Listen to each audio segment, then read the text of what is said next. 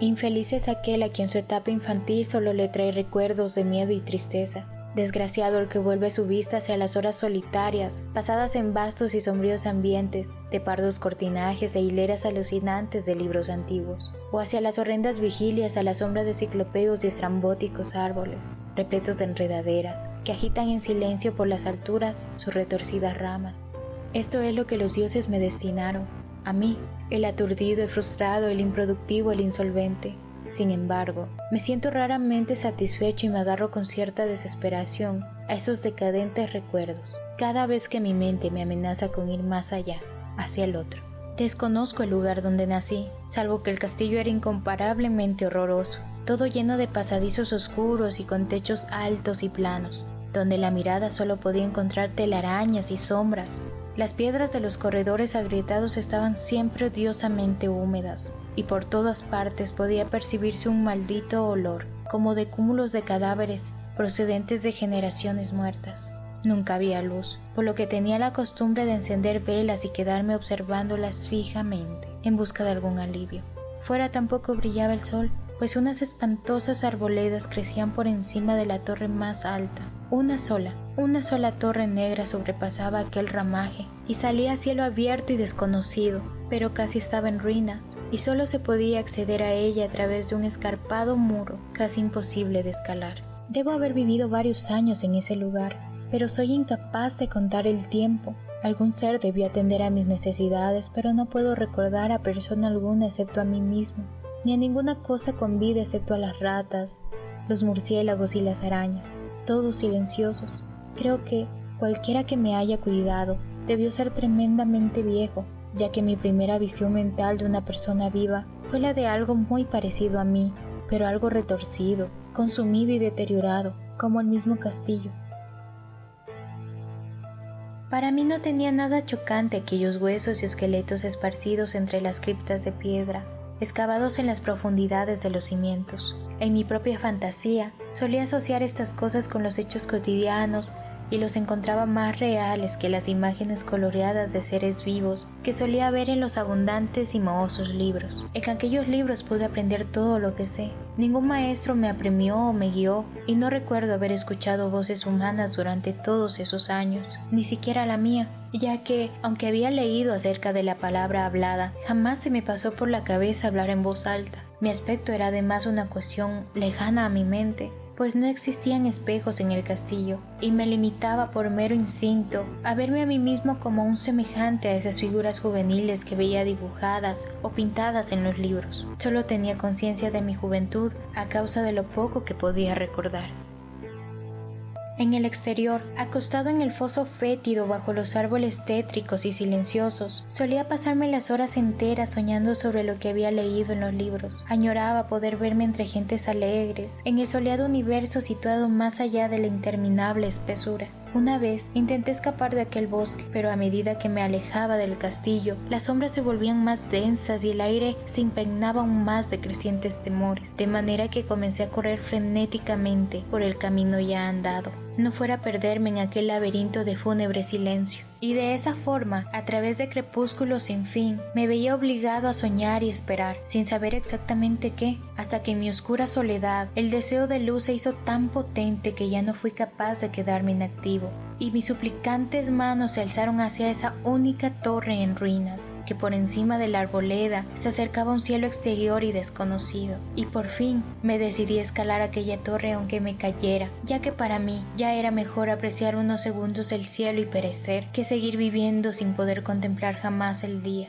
Bajo la húmeda luz del crepúsculo ascendí aquellos viejos peldaños de piedra hasta llegar a un nivel en el que se interrumpían.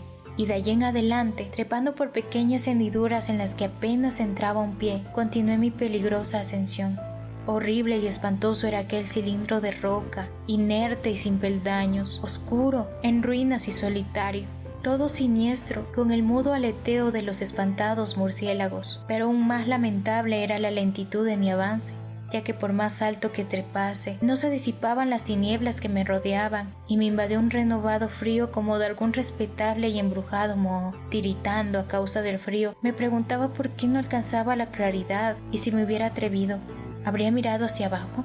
Me pareció que la noche había caído de repente sobre mí y palpé sin éxito con la mano libre buscando el parapeto de alguna ventana por la que poder espiar hacia el exterior y hacia arriba y calcular la altura a que me encontraba. Así, después de una interminable y espeluznante ascensión a ciegas por ese precipicio cóncavo, desalentado, sentí como mi cabeza tocaba algo sólido. Entonces me di cuenta de que debía haber llegado a la terraza, o al menos a algún tipo de piso.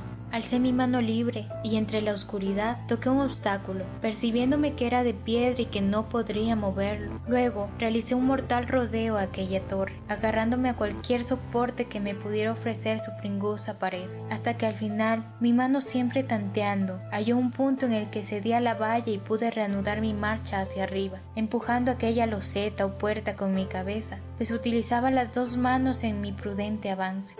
Arriba no había luz alguna, y a medida que mis manos ascendían más y más alto, supe que por el momento mi subida había concluido, ya que aquella puerta daba un resquicio que llevaba a una superficie de piedra plana, de una mayor circunferencia que la de la torre inferior, y que era sin duda el suelo de algún elevado y extenso recinto de observación. Me deslicé con sigilo por aquella cámara intentando que la pesada losa no volviera a su lugar, pero no tuve éxito en mi intento, y mientras yacía exhausto sobre el suelo de piedra, oí el impresionante eco de su caída, pero aún así conservé la esperanza de poder volver a levantarla cuando me fuese oportuno.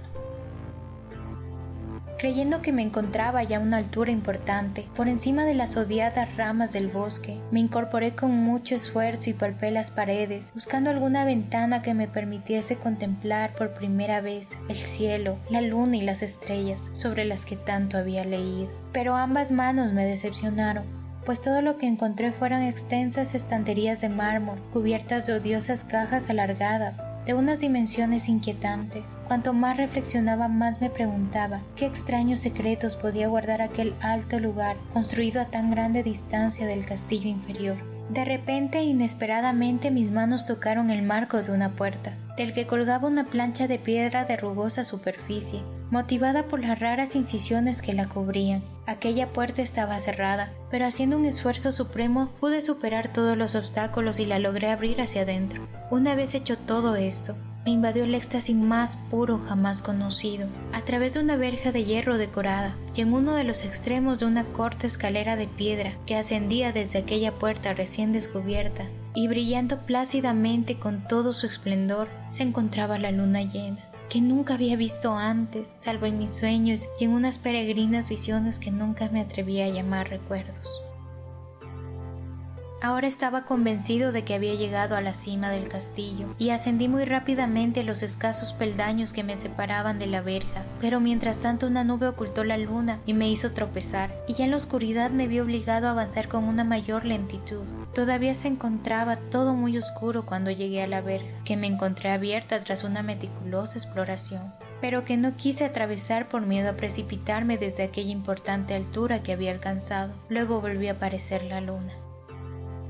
De todos los impactos que se pueden imaginar, ninguno es tan diabólico como el de lo inescrutable y groseramente inconcebible. Nada de lo que había soportado hasta entonces se podía comparar al terror que producía lo que ahora estaba viendo, y ni qué decir de las maravillas extraordinarias que aquel espectáculo implicaba.